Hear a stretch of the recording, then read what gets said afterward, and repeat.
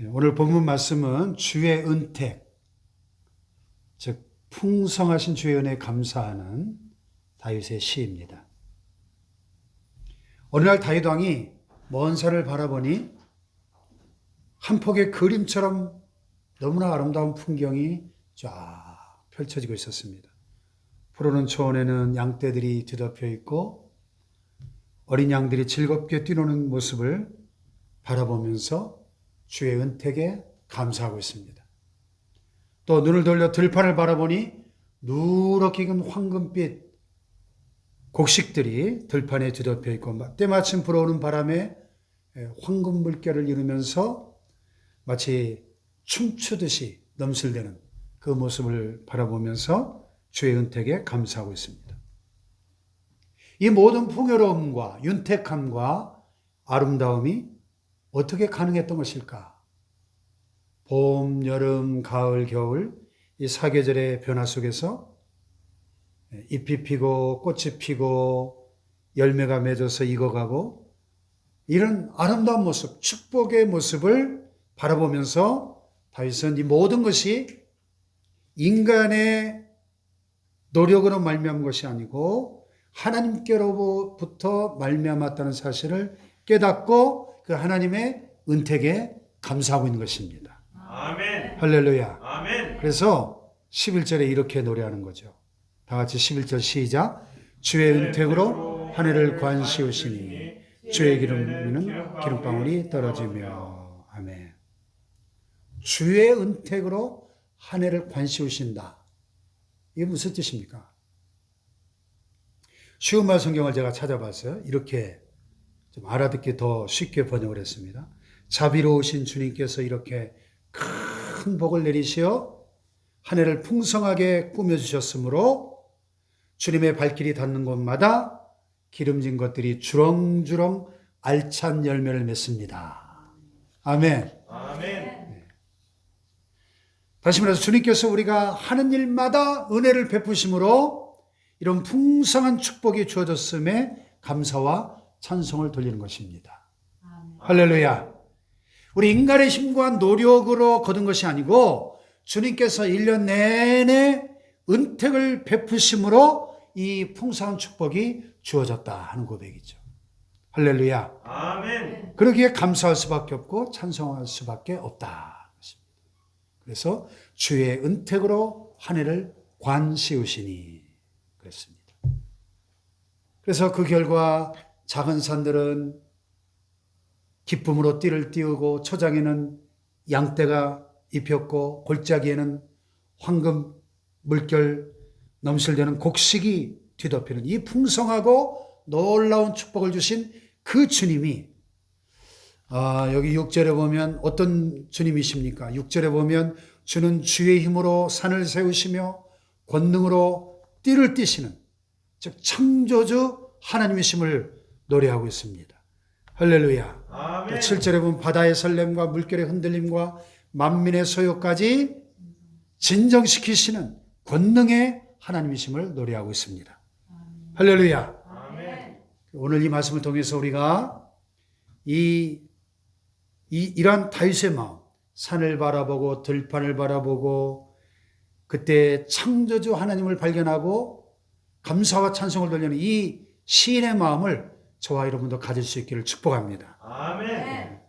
본격적인 장마철이 다가오고 있는 것 같습니다만은 해마다 인간의 그 땀 흘리는 수고와 노력들이 태풍 앞에, 홍수 앞에 또 때로는 정반대로 가뭄과 한파로 너무나 맥없이 무너지는 모습을 우리는 수없이 보아왔습니다. 또한 각종 사고와 재난들을 통해서 하루아침에 잿더미가 되어버리는 그런 일들을 우리는 많이 봅니다. 주님의 은혜가 아니면 주의 은택, 그 풍성한 은혜가 아니라면 산들이 기쁨으로 띠를 띄우고 초장에는 양떼가 들판에는 곡식이 넘실대는 이 모든 아름답고 풍성한 축복이 있을 수 없다. 우리는 다시 한번 고백하지 않을 수 없는 것이죠. 할렐루야. 아멘. 여기 11절을 다시 보시면 주의 은택으로 한 해를 관시우시니 그 결과로 어떻게 됐어요? 주의 길에는 기름방울이 떨어지며 이런 표현이 나와요. 제가 좀 원어를 찾아봤어요. 기름방울이 데쉔 이런 히브리어인데요. 원어 사전을 보니까 데쉔이라는 말은 기름, 비옥함, 풍부함, 살찐 것을 의미합니다. 다시 말해서 이 기름 속에는 비옥함이 들어있고 풍부함이 들어있고 살찜이 들어있다는 겁니다. 아멘. 이런 비옥하고 풍부하고 살찐 것들이 주께서 가시는 길에, 주께서 가시는 곳마다 뚝뚝 떨어진다는 것입니다. 할렐루야. 아멘. 참 실감나는 표현이에요. 주의 길에는 기름방울이 떨어지며, 주께서 가시는 길에, 주께서 가시는 곳마다 뚝뚝 떨어지는 그 기름방울, 그것은 바로 주님의 기름이고 주님께서 주시는 기름이죠. 그래서 그 기름 속에는 비옥함과 풍부함과 살찜이 들어있다는 것입니다. 그래서 다윗의 입에서는 감사와 찬송이 터져나올 수밖에 없다는 것이죠. 할렐루야. 아멘. 그래서 주님께서 주시는 이 기름방울로 인해서 이것이 비단 산들이 기쁨으로 띠를 띠고 초장에는 양떼가 입히고 들판에는 곡식이 황금 물결을 넘실대는 이런 물질적인 차원의 축복만을 의미하지 않습니다. 이런 물질적인 것들보다 오히려 영적인 것들이 훨씬 더 중요하죠.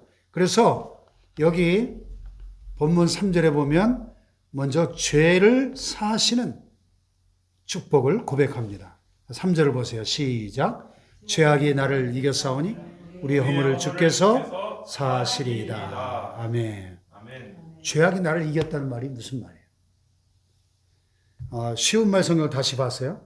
표준 세번역에 저마다 지은 죄 감당하기 너무 어려울 때 오직 주님만이 그 죄를 씻어주십니다.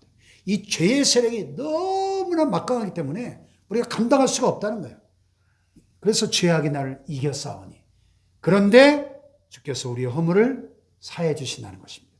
이 사죄의 은총. 할렐루야. 아멘. 또 여기 4절을 보면 우리를 선택하신 은혜를 고백하죠. 4절 시작. 주께서 택하시고 가까이 오게 하사 주의 뜰에 살게 하신 사람은 복이 있나이다.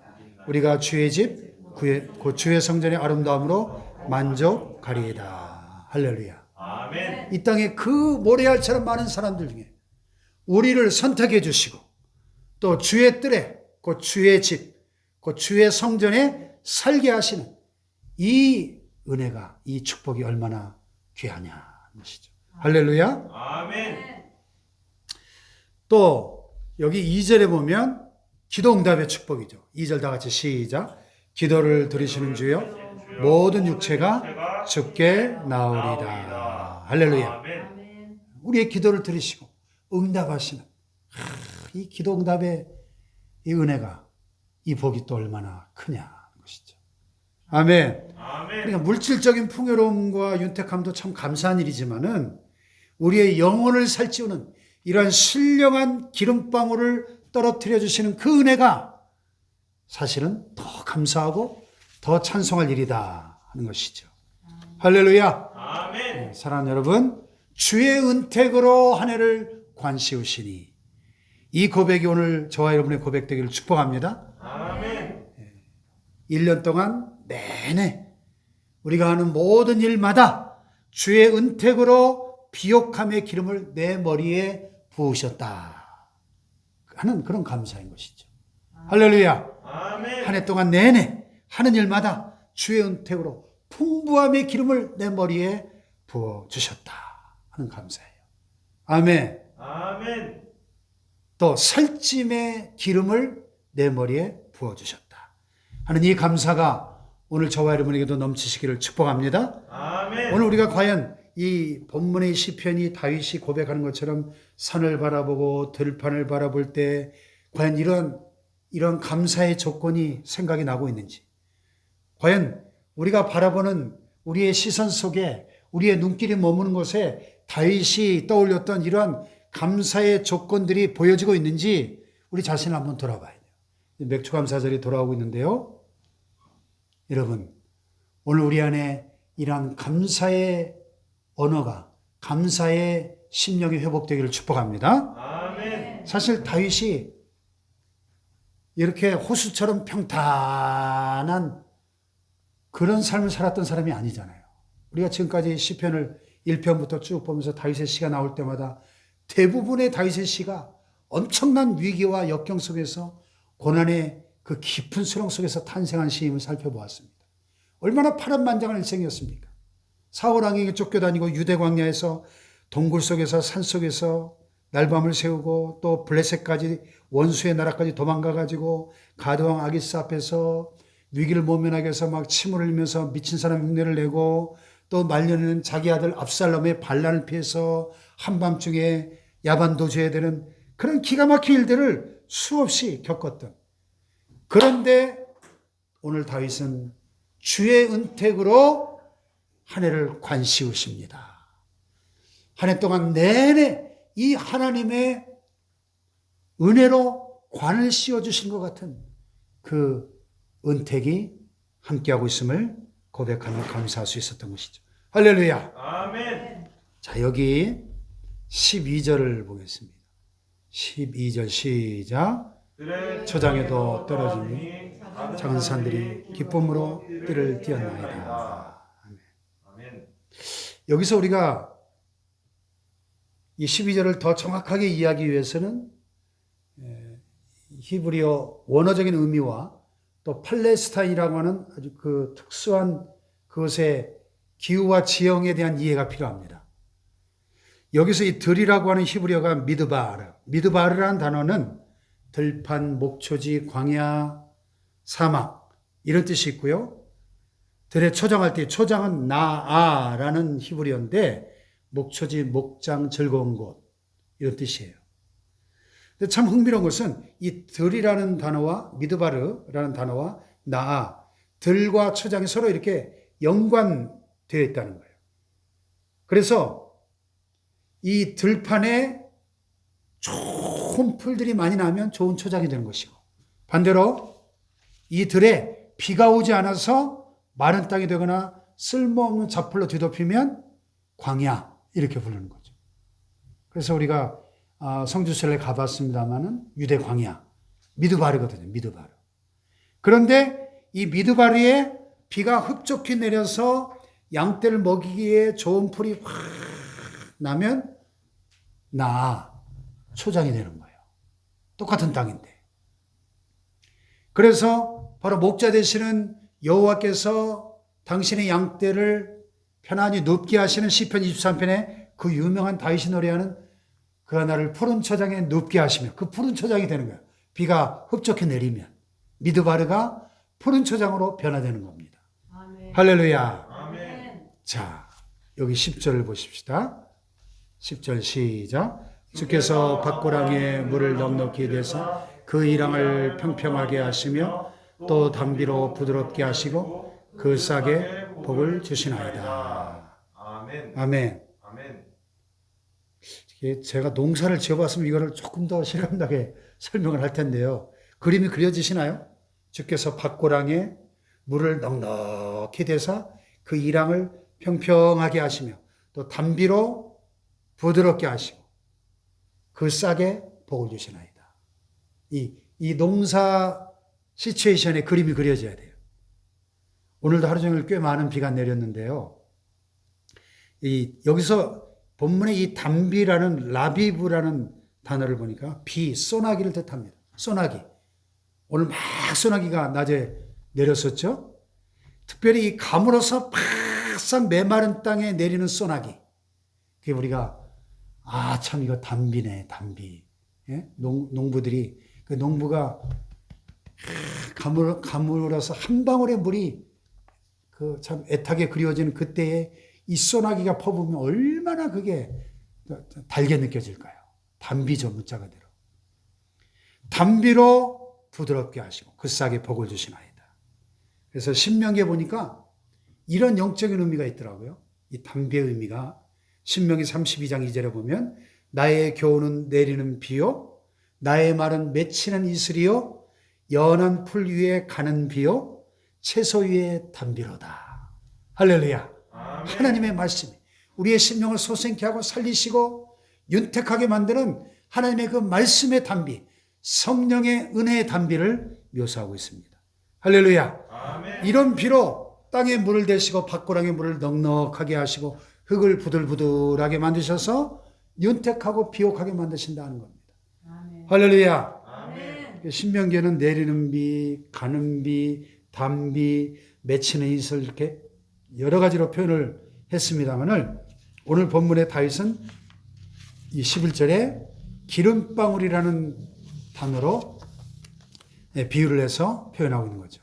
그래서 이 단비로 인해서 기름방울이, 즉 비옥함과 풍부함과 살찜이 뚝뚝 떨어진다. 그런 얘기예요. 할렐루야. 아멘. 그래서 여기 9절에도 보면 9절 시작. 땅을 돌보사 물을 대어 심히 윤택하게 하시며 하나님의 강에 물이 가득하게 하시고 이같이 땅을 예비하신 후에 그들에게 곡식을 주시나이다. 아멘. 아멘. 이같이 땅을 예비하신 다음에 풍성한 곡식을 주신다는 겁니다. 그래서 하늘에서 비를 내려서 땅에 물을 대시고 밭고랑에 물을 넉넉하게 해주시고 이랑을 평평하게 하시고 흙을 부들부들 부드럽게 해주시고 그 속에 뿌려진 씨앗에서 올라오는 새싹에 복을 주시어서 풍성한 수확을 할 수 있는 곡식을 주셨다는 고백이죠. 할렐루야. 아멘. 사랑하는 여러분, 주의 은택으로 한 해를 관시우시니 주의 길에는 기름방울이 떨어지며 이러한 영육간의 풍성한 축복이 우리의 삶에 넘치기를 축원합니다. 할렐루야. 아멘. 들의 초장에도 주의 기름방울이 뚝뚝 떨어지니까 땅이 윤택해지고 농토가 비옥해지고 또 흙이 부드러워졌습니다. 그 옥토에서 30배, 60배, 100배의 결실을 거두는 아름답고 풍성한 축복이 주어진 겁니다. 아멘. 어찌 감사하지 않을 수 있고 찬송하지 않을 수 있겠는가 하는 것이죠. 그래서 다윗은 지금 감사와 찬송을 뜨거운 마음으로 하나님께 올려드리고 있는 것이죠. 자, 11절 다 같이 시작. 주의 은택으로 한 해를 관시우시니 주의 길에는 기름방울이 떨어지며.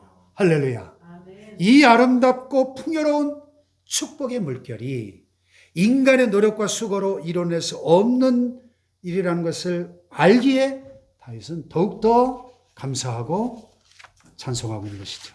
할렐루야. 아멘. 이같이 땅을 예비하신 후에 그들에게 곡식을 주시나이다. 하나님이 예비해 놓으신 땅에서 이 풍년의 아름다운 황금 물결이 춤을 추게 하셨다는 것이죠. 할렐루야. 아멘. 하지만 여러분 정반대로 주의 기름이 떨어지지 않고 단비가 내리지 않는다면 그것은 푸른 초장이 아니라 미드발, 광야가 되고 사막이 될 수밖에 없다 하는 것입니다.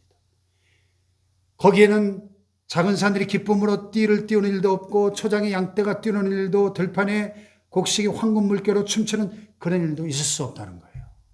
그런데 우리의 심령도 똑같다는 것입니다. 우리의 심령 속에 우리의 마음밭이 기름진 옥토가 되어야 성령의 단비로 촉촉하게 젖어 있어서 우리의 마음이 부드러운 흙과 같이 될 때 거기에 30배, 60배, 100배의 풍성한 결실이 맺혀지게 될 줄로 믿습니다. 그러나 그렇지 못하다면 우리의 심령이 메마른 광야와 사막 같은 마음이 된다면 거기는 아무런 열매를 기대할 수 없다는 것이죠. 아멘. 할렐루야. 그러므로 오늘 우리의 삶 속에 먼저는 우리의 심령 속에 이 성령의 단비가 이 말씀의 생수와 같은 넘치는 은혜가 충만해서 우리의 영혼이 잘됨 같이 범사가 잘되고 강건하고 영혼육 환경에 하나님의 이 신령한 복과 땅의 기름진 복이 윤택함의 복이 넘치도록 임하기를 주님의 이름으로 축원합니다. 아멘. 축원합니다.